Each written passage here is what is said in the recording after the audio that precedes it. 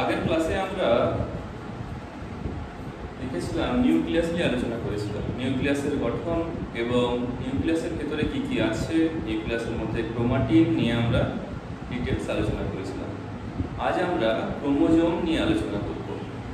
আচ্ছা, তাহলে আমাদের ক্রোমোজোমের গঠন এবং ক্রোমোজোম সংখ্যা এইগুলো নিয়ে একটু পড়াশোনা করা প্রয়োজন। দেখা যায় যদি হিউম্যানের ক্ষেত্রে ধরি তাহলে আমাদের ক্রোমোজোম সংখ্যা হচ্ছে 23 জোড়া, অর্থাৎ 46টা।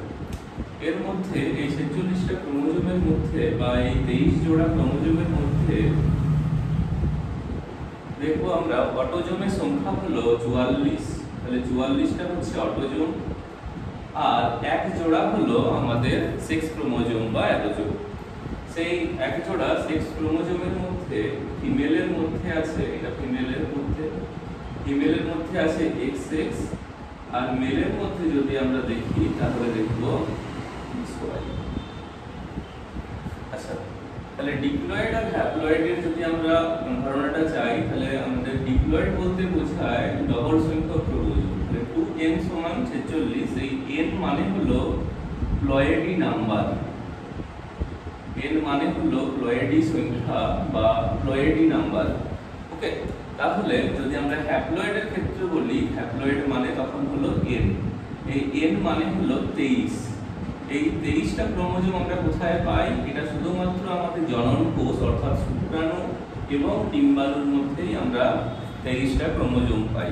সেক্ষেত্রে কি হবে, 23টা ক্রোমোজোমের যদি আমরা কনফিগারেশন দেখতে হয় তাহলে আমরা দেখব যে 22টা অটোজোম থাকবে আর একটা থাকবে সেক্স ক্রোমোজোম। তো মেলের ক্ষেত্রে X বা Y যে কোনো একটা থাকতে পারে, এটা মেলের ক্ষেত্রে শুক্রাণু এরকম টাইপের হবে।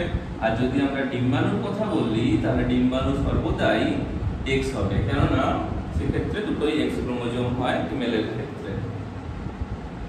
ওকে, তাহলে আমরা হ্যাপ্লয়েড আর ডিপ্লয়েডের ধারণাটা পেলাম, আর অটোজোম মানে দেখো ক্রোমোজোম আর অ্যালোজোম মানে সেক্স ক্রোমোজোম, সেটা নিয়ে আমরা একটু আলোচনা করলাম। এরপর আমরা একটা ক্রোমোজোমের গঠন কি রকম হয় সেটা নিয়ে একটু আলোচনা করব। ধরা যাক এটা আমাদের একটা ক্রোমোজোম, ক্রোমোজোমের যে বাহু সেই ক্রোমোজোমের বাহুকে বলা হয় ক্রোমাটিড। কি বলা হয়? ক্রোমাটিড।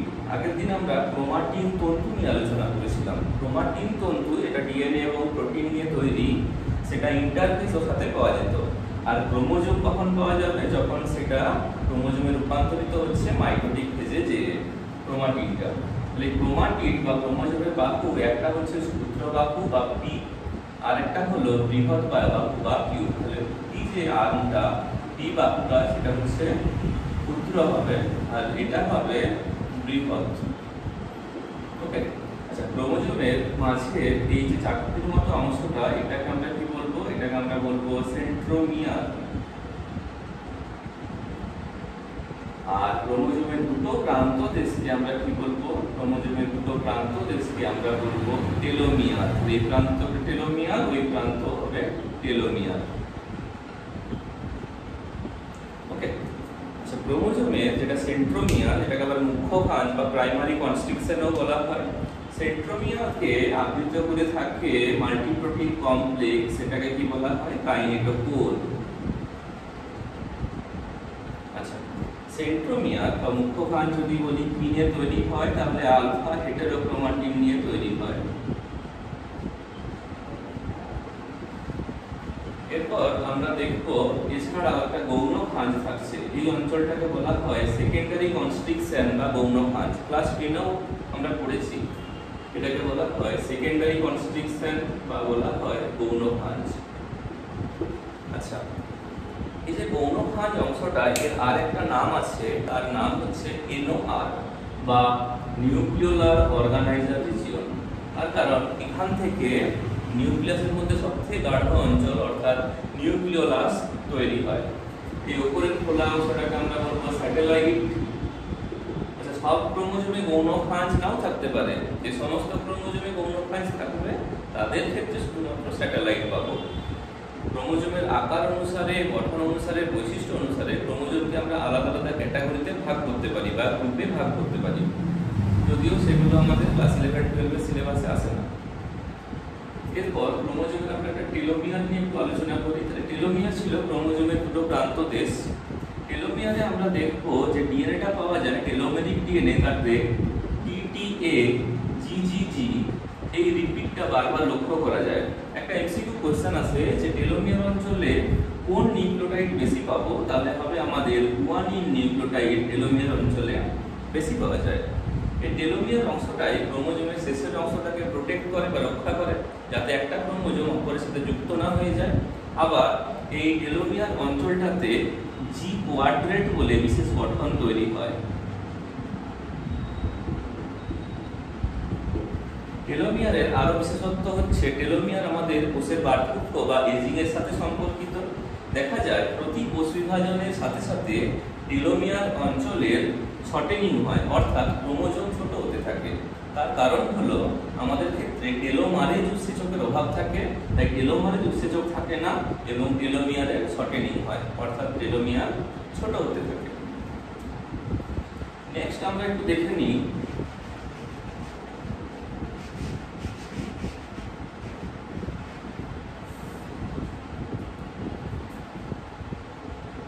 সেন্ট্রোমিয়ারের অবস্থান অনুসারে ক্রোমোজোমকে আমরা কি কি ভাগে ভাগ করতে পারি।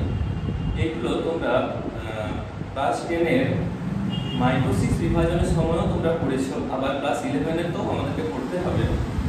যদি সেন্ট্রোমিয়ার ক্রোমোজোমের একদম মাঝামাঝি জায়গাতে থাকে তখন আমরা সেটাকে কি বলবো, সেটাকে আমরা বলবো মেটাসেন্ট্রিক ক্রোমোজোম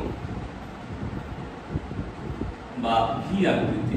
যদি একটু সাইডে থাকে তখন তাহলে আমরা কি বলবো, তখন আমরা বলবো সেটা হলো সাব মেটাসেন্ট্রিক, সেটাকে আমরা বলবো যে। নেক্সট হলো অ্যাক্রোসেন্ট্রিক, অর্থাৎ দেখাই যাচ্ছে অনেকটা প্রান্তে চলে এসেছে, সেটা হলো আমাদের এল, অ্যাক্রোসেন্ট্রিক। আর লাস্টে পড়ে রইল কোনটা, লাস্টে পড়ে রইল টেলোসেন্ট্রিক বা আই। তাহলে ক্রোমোজোমের সেন্ট্রোমিয়ারের অবস্থান অনুসারে বিভিন্ন ভাগে ভাগ করা যায়, মেটাসেন্ট্রিক, সাবমেটাসেন্ট্রিক, অ্যাক্রোসেন্ট্রিক এবং টেলোসেন্ট্রিক। ওকে, তাহলে এইগুলো আমাদের ক্রোমোজোম সম্পর্কে কিছু ধারণা।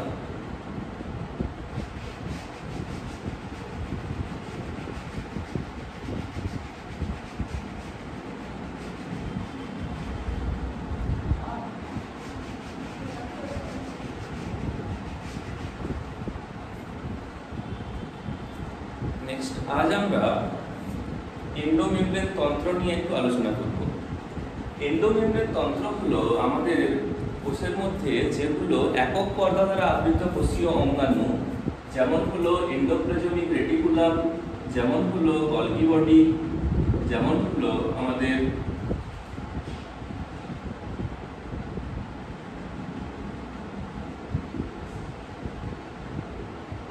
লাইসোজোম, এরা একত্রে এন্ডোমেমব্রেন সিস্টেম গঠন করছে।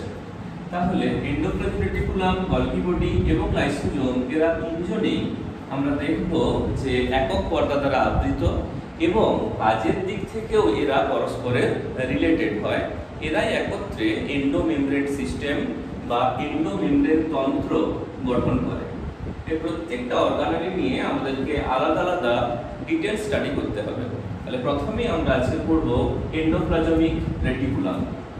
যদি আমরা এন্ডোপ্লাজমিক রেটিকুলাম সম্বন্ধে পড়তে যাই তখন আমরা দেখব যে এন্ডোপ্লাজমিক রেটিকুলামের উৎপত্তি হচ্ছে নিউক্লিয় পর্দা থেকে। এটা যদি নিউক্লিয়াস হয়, এটা নিউক্লিওলাস, এটা নিউক্লিওজালিকা, এই নিউক্লিয় পর্দা থেকেই আমরা দেখি এন্ডোপ্লাজমিক রেটিকুলামের উৎস। এবং এই এন্ডোপ্লাজমিক রেটিকুলামের উপর কোনো জায়গায় আমরা দেখছি যে রাইবোজোম দানা লেগে আছে, আবার কোথাও রাইবোজোম দানা লেগে নেই। যে জায়গাতে রাইবোজোম দানা লেগে আছে তাকে আমরা বলবো রাফ এন্ডোপ্লাজমিক রেটিকুলাম, আর অপরদিকে না থাকলে আমরা কি বলবো স্মুথ এন্ডোপ্লাজমিক রেটিকুলাম, অর্থাৎ আরইআর এবং এসইআর। এটা পুরোটাই ভাগ হচ্ছে রাইবোজোম দ্বারা উপস্থিত না উপস্থিত নয়। অবশ্যই এই রাইবোজোম যেটা সেটা 8ds টাইপের, কারণ আমরা ইউক্যারিওটিক কোষ নিয়ে আলোচনা করছি।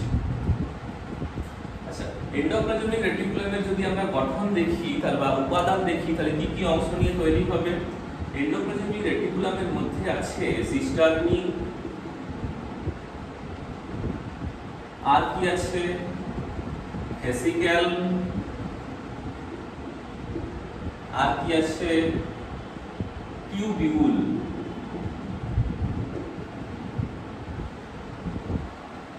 এই হলো আমাদের এন্ডোপ্লাজমিক রেটিকুলামের গঠনগত উপাদান, সিস্টার্নি, ভেসিকেল এবং টিউবিউল। ওকে, নেক্সট আমরা দেখব যে এই এন্ডোপ্লাজমিক রেটিকুলাম, যেটাকে আমরা দুটো ভাগে ভাগ করেছিলাম, আরইআর এবং এসইআর, তাদের আলাদা আলাদা কি কাজ আছে। প্রথমে আমরা আরইআর এর কাজগুলো একটু দেখে নিই। তাহলে আরইআর মানে হলো রাফ এন্ডোপ্লাজমিক রেটিকুলাম, অর্থাৎ এখানে রাইবোজোম দ্বারা উপস্থিত। আমরা ছোট থেকে পড়ে এসেছি রাইবোজোমকে প্রোটিন ফ্যাক্টরি বলা হয়, অর্থাৎ এটা প্রোটিন সংশ্লেষের সাথে সম্পর্কিত। প্রোটিন সংশ্লেষ হচ্ছে এমন একটা পদ্ধতি যেটা আমরা দেখব যে ডিএনএ থেকে যে এমআরএনএ হয় সেই এমআরএনএ প্রোটিনে রূপান্তরিত হয়। তো দেখা যায় যে আরইআর এর প্রধান কাজ হলো প্রোটিন সংশ্লেষ বা প্রোটিন সিনথেসিস। এছাড়াও আরইআর এর আর কি আছে কাজ, তাছাড়াও আছে প্রোটিন ফোল্ডিং। আচ্ছা, প্রোটিন ফোল্ডিং আবার কি? প্রোটিন সংশ্লেষ হওয়ার পরবর্তী সময়ে যে প্রোটিনটা তৈরি হয় তার সুনির্দিষ্ট কোনো কাজ থাকে না। যখনই প্রোটিনটা তৈরি হয় পরবর্তী সময়ে, সাপোজ এটা একটা প্রোটিন যেটা তৈরি হলো, পরবর্তী সময়ে সেটা প্রোটিন ফোল্ডিং হবে। ফোল্ডিং মানে হলো একটা গোলকের মতো প্রোটিন যেটার নাম হলো চ্যাপেরন।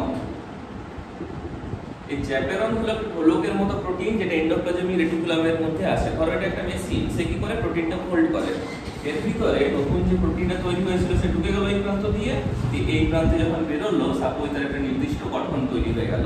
এখন এই নির্দিষ্ট গঠন তৈরি হয়ে গেলেই তার একটা নির্দিষ্ট কাজ চলে আসবে। আর একটা জিনিস, প্রোটিন যদি মিসফোল্ডেড হয় তাহলে সেটা কিন্তু বিভিন্ন ধরনের ডিজিজ তৈরি করতে পারে। যেমন অ্যালঝাইমার্স ডিজিজের ক্ষেত্রে মিসফোল্ডিং এর জন্য একটা আমাদের ডিমেনশিয়া জাতীয় রোগ লক্ষ্য করা যায়। ওকে, তাহলে আমরা দেখলাম আরইআর এর কাজ প্রোটিন সংশ্লেষ, প্রোটিন ফোল্ডিং। আর একটা কাজ আছে, সেটা হলো প্রোটিনের গ্লাইকোসাইলেশন। গ্লাইকোসাইলেশন অফ প্রোটিন, অর্থাৎ প্রোটিনের গ্লাইকোসাইলেশন। সেটা আবার কি? প্রোটিনের সাথে কার্বোহাইড্রেট চেন যুক্ত হবে, এটাই হলো প্রোটিনের গ্লাইকোসাইলেশন। এই যে কাজগুলো আমরা বললাম, এই কাজগুলো সব হয় কোথায়? রাফ এন্ডোপ্লাজমিক রেটিকুলাম অর্থাৎ আরইআর এর মধ্যে। যদি আমরা এই গঠনটাকে একটু ভালোভাবে দেখি আরইআর এর, সাপোজ ধরো এটা আমাদের রাফ এন্ডোপ্লাজমিক রেটিকুলাম, এখানে রাফ এন্ডোপ্লাজমিক রেটিকুলামের ভিতরের অংশ অর্থাৎ লুমেন, লুমেন মানে হচ্ছে ভিতরে ফাঁকা স্থান, আর ইআর এর এটা লুমেন। এখানে আমরা দেখব যে রাইবোজোম দানাটা যখন এসে লাগে তখন ও একটা এমআরএনএ কে সঙ্গে ধরে নিয়ে এসে এখানে লেগেছে, একটা এমআরএনএ কে সঙ্গে ধরে নিয়ে এসে এখানে রাইবোজোম দানাটা লেগেছে। আচ্ছা, আরেকটা জিনিস, এই যে আমরা দেখলাম যে রাফ এন্ডোপ্লাজমিক রেটিকুলামের গায়ে রাইবোজোম দানা লেগে আছে, তো একটা নির্দিষ্ট প্রোটিনের মাধ্যমে ও কি করে এই জায়গাটায় আটকে থাকে, আরইআর এর গায়ে আটকে থাকে। সেই প্রোটিনটার নাম হলো রাইবোফোরিন। রাইবোফোরিন নিটে কোশ্চেন আছে এই জায়গাটা থেকে। তাহলে যে জায়গাতে আমরা বললাম আরইআর আটকাচ্ছে সেটা কার দ্বারা? রাইবোফোরিনের দ্বারা। আচ্ছা, এরপর আমরা দেখলাম যে রাফ এন্ডোপ্লাজমিক রেটিকুলাম, সেখানে একটা সিস্টেম এসে লাগছে, সেখানে এমআরএনএ আছে আর রাইবোজোম আছে।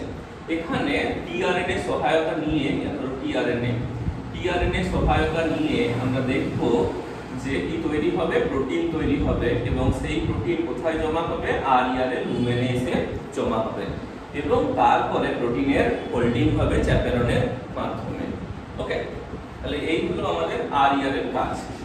নেক্সট আমরা চলে আসব এসইআর এর কাজে। তাহলে এসইআর এর পুরো নাম হচ্ছে স্মুথ এন্ডোপ্লাজমিক রেটিকুলাম। তাহলে স্মুথ এন্ডোপ্লাজমিক রেটিকুলামে তো রাইবোজোম দানা নেই,